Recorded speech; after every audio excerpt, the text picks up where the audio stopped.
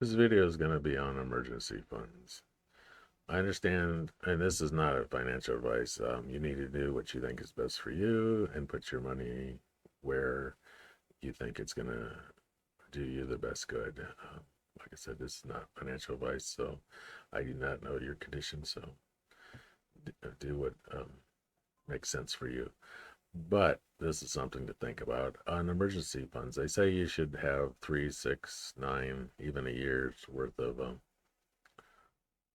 3, 6, 9 months or years of emergency fund, which I think you should have, but I'm not so sure you should just keep it in a savings account or a checking account. You should keep enough there to, you know, to live, so you don't have to keep moving in and out your investments while you're working. But your emergency fund, I think if you keep a little extra in your checking or savings to cover a few months, but they say you don't want to take it out when the market's at the lowest. Well, if you look, how long does the market stay at its lowest level? Look at a stock, see what the 52 week, average was, or not the average, the high and low, and see how much it changed.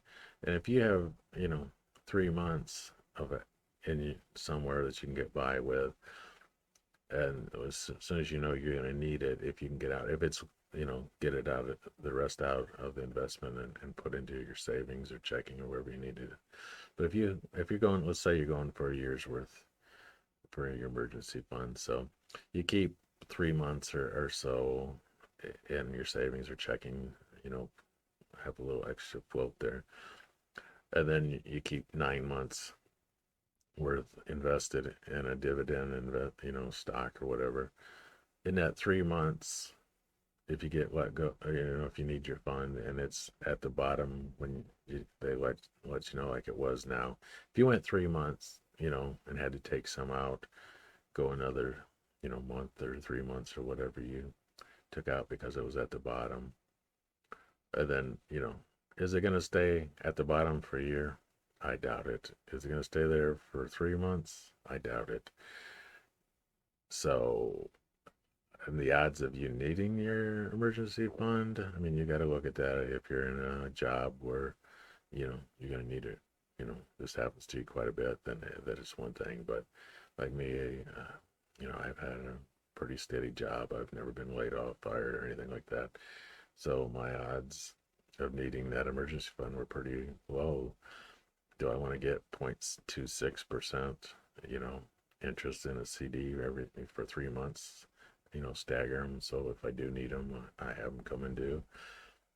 Or would I rather, invest the 9 months into a dividend stock, paying 3, 4, 5%. You want a safe dividend stock, and then pull them out, and maybe the odds are I would have to pull some of it out at the bottom, but I would. There's nothing that says you have to take the whole 9 months out as soon as you need your emergency fund. You can get by and plus see how much you're going to really need. I would probably overestimate what I would need because I don't want to have to be worrying.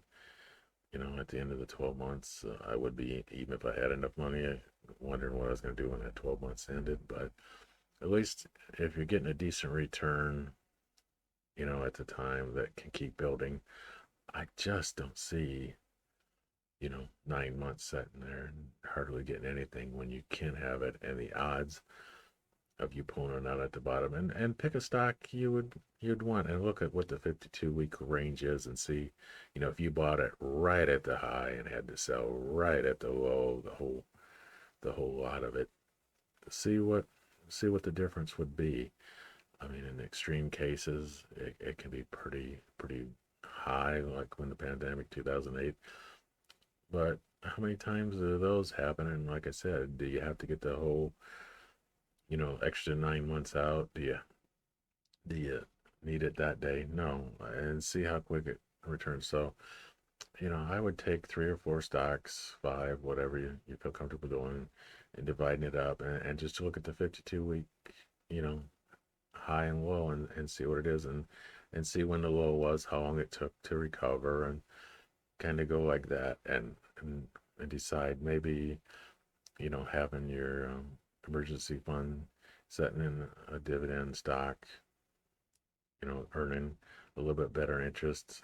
So if you don't need it, you're getting some money you can reinvest or leave in cash in case you do need it. Because if you reinvest it and have to sell out, you are gonna have some capital gains if it didn't go down um, in that time, which you know average it usually goes up. I mean, you could hit a bad point where you just put it all in and need it, but like I said, you're gonna have 3 months to kind of before you have to start taking that out, so you can judge and take out what you think is gonna be reasonable at that time for how the market's doing.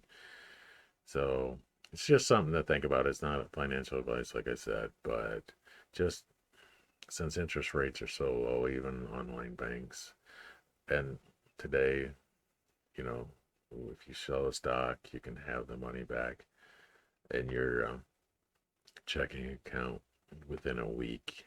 Usually, you gotta wait for T2, T plus two, sell it, wait 2 days for it to clear, and then uh, maybe a couple days for it to get from the broker into your bank account. But if you have 3 months, like I said, float and the rest invested, I don't see uh, a problem with that. If you're comfortable doing that, I would just look at that. You're at least getting a little bit better money on, and plus it could go up, it could go down. And I realize that you have less control of when you're going to take your money out if it becomes an emergency.